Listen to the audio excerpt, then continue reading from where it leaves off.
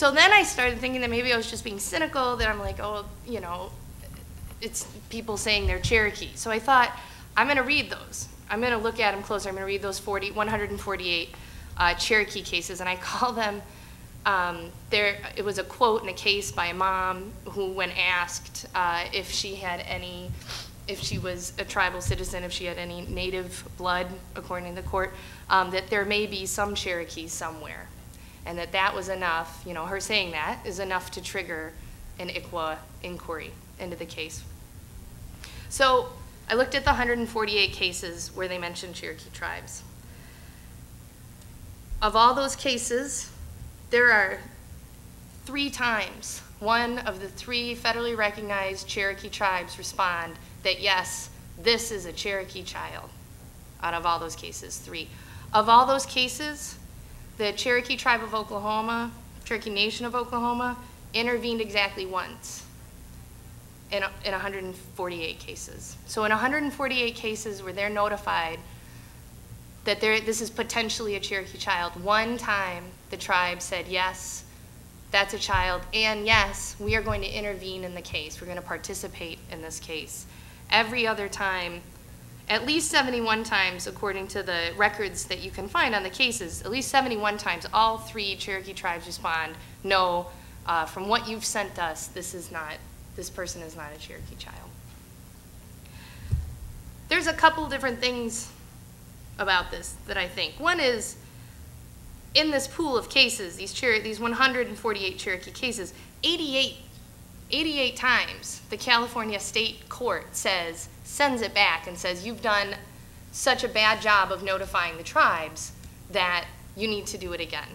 So there is this potential. There is the potential that the notification is so bad to the 3 federally recognized tribes that there's no way they could tell for certain that this case involved in a Cherokee child.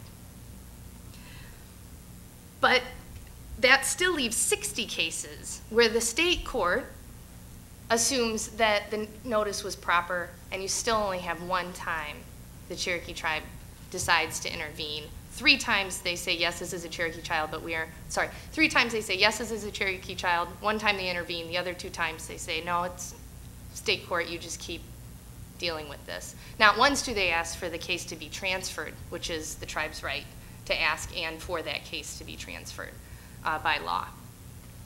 So I think there's a lot of implications and I've been thinking about this a lot, and there's also sort of 2 categories of these cases, and one, you know, I'm not on the ground, I'm not there, I'm reading these cases, and sometimes you get transcripts. It really depends on the court how good of a record is developed. To me, there appear to be illegitimate claims, where there are claims of people saying, oh yeah, I'm Cherokee, and I believe that those parents are in a place where they may or may not be sympathetic actors. And if you read the facts of these cases, they according to the courts, they often aren't. But that they're at a point of, you know, utter desperation. This is it. This is usually this is it. Their child is being taken away from them. And I really think that in many of these cases, when they invoke, especially this late in the process, that they might be Cherokee, that is desperation and delay. I think that there are also some, when you read it, that are perhaps legitimate cases in which, as the case is developed, more and more information comes forward from the family, from the extended family, that yes, this is a possibility.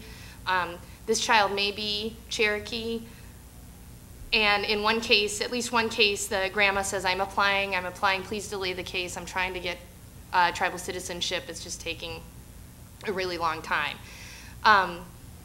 And then I think Colette talked earlier about something called the existing Indian family doctrine, which essentially is a state court saying that the state court has the right to determine who is an Indian child based on their cultural affiliation. It got me thinking about, even if the families who may perhaps have legitimate, are citizens, could become citizens of the Cherokee Nation, they're going to have a really hard time, especially in California, overcoming this existing Indian family doctrine, because there is generally no indication that these are families that have been living with the tribe or might be socially or culturally identified with the Cherokee tribe. So I think you're talking about people in desperate straits. But I also think about the implications and the ramifications of this, which is the burden on the 3 tribes, right? So just from California alone, you have 150 cases. In most of these cases, I'd say on average, notice is sent 3 times, because every time new information comes up, percolates up in the case, another notice is sent. So the 3 Cherokee tribes are getting at least 3 notices per case. Going through that amount of, the tribe alone is being inundated with paperwork. One case I found, although it's not true, but one case I found, the attorney said, well, it's just well known that the United Kiowa Band has just stopped, UKB has just stopped responding to these ICWA requests. Now, there are cases later in this same search where UKB has obviously responded to those, but that was the perception of the attorney at the time. The other is the burden on, and by burden on the courts and the social workers, and by burden I mean in cases where you really do have an Indian child and you really do have an ICWA case that needs to be sent back to the tribal court, that the tribe needs to be intervening in, those are getting lost in this giant mass of cases. And I found that even as I was skimming through, as I was reading all these cases, it's very easy to dismiss a case that comes up where someone may not have all the facts straight, all their own facts straight, where someone may just say, oh, I'm Ojibwe. And you're like, okay, they said that. And then later on in the case, it's yes, she's a tribal citizen, I think I think it's very easy for courts who are already not sympathetic to ICWA cases to start to believe that all ICWA cases are fake ICWA cases. And I also think that same mindset, I think burden's the wrong word, mindset is going to be happening with social workers who are faced with the same situation where they have someone say something, and because of this huge number of cases that, particularly in this one place that are coming out of California, there are these Cherokee cases, that you lose cases where there are Indian children who need their tribe involved. And so I don't have a conclusion or a solution other than Matthew wanted me to make sure to note that these are forms, they're these forms, they're JV 130, JV 135 in California state courts, and they literally have a box and it says, does ICWA apply? Are you Native American? Are you American Indian? And it is another instance of potentially of box checking in a very different area of this issue. So this is what I have found out. I don't have any other thoughts on that.